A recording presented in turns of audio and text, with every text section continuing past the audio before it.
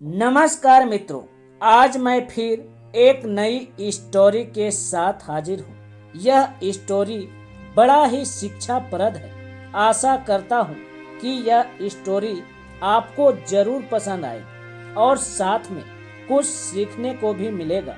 इसलिए आपसे निवेदन है कि स्टोरी को पूरा जरूर सुनें और पसंद आए तो लाइक, शेयर और कमेंट करना ना भूलें।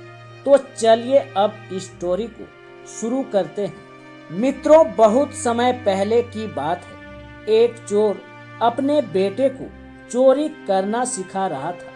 धीरे धीरे वह अपने बेटे को चोरी की कला में पारंगत कर दिया। जब वह बूढ़ा हो गया तो उसने अपने बेटे को घर चलाने की सारी जिम्मेदारी सौंप दी। उसने अपने बेटे को अंतिम शिक्षा देते हुए कहा कि कभी किसी संत महात्मा की बातें नहीं सुनना। अब उसका बेटा पूरी लगन से चोरी की धंधा में लग गया।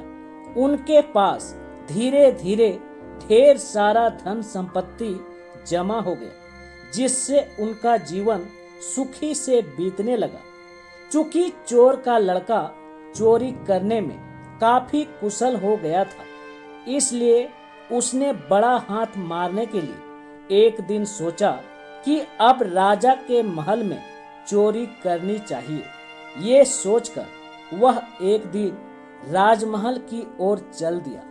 राजमहल जाते समय उसने देखा कि एक जगह बहुत से लोग इकट्ठा हो रहे हैं। युवक ने एक आदमी से पूछा तो पता चला कि वहां कोई संत प्रवचन दे रहे हैं। पिता की शिक्षा को मानते हुए युवक तुरंत ही उस जगह से राजमहल की ओर आगे बढ़ने लगा। जल्दबाजी में उसे ठोकर लगी और वह नीचे गिर गया। उठने के बाद वह कुछ देर वहीं बैठा रहा। उस समय संत की कुछ बातें उसे सुनाई दी। संत कह रहे थे कि कभी झूठ नहीं बोलना चाहिए और जिसका नमक खाओ उसका कभी बुरा मत करो। ये दो बातें सुनकर चोर का बेटा वहां से सीधे राजमहल की ओर चल दिया। जब वह राजमहल के पास पहुंचा तो देखा कि मुख्य द्वार पर पहरेदार खड़ा है। पहरेदार ने उससे पूछा कि कहां जा रहे हो। युवक को महात्मा की पहली बात याद आई। उसने तुरंत कहा कि महल में चोरी करने जा रहा हूँ। पहरेदार को लगा कि ये महल में ही कोई काम करता है और मजाक में ऐसा बोल रहा है। उसने उसे जाने दिया। राजमहल में पहुंचकर उसने ढेर सारा मूल्यवान चीजों की चोरी की। जब वह चोरी करके बाहर निकल रहा था तो उसे राजमहल का रसोई घर दिखाई दिया। उसने सोचा कि राजमहल का खाना भी खा लेता हूँ। उसने रसोई में जाकर खाना भी खा लिया।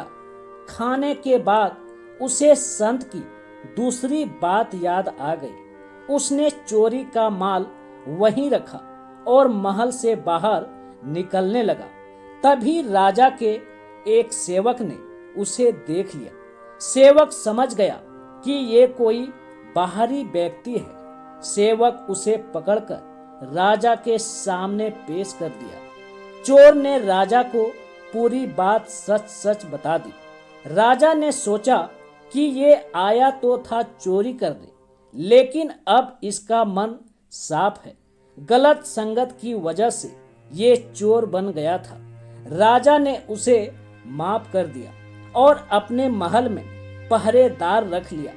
इस प्रकार एक संत की बातों को अमल करके चोर युवक कुमार्ग से सुमार्ग पर आ गया। मित्रों, हमें भी बुरी संगत से बचना चाहिए, क्योंकि बुरी संगत की वजह से हमारे अंदर भी बुराइयां आ जाती हैं।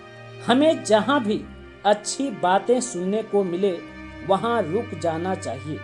ज्ञान की बातें जीवन में हमेशा काम आती है। मित्रों, आज यहीं तक। फिर किसी अन्य टॉपिक के साथ हाजिर होंगे। तब तक के लिए नमस्कार। जय हिंद।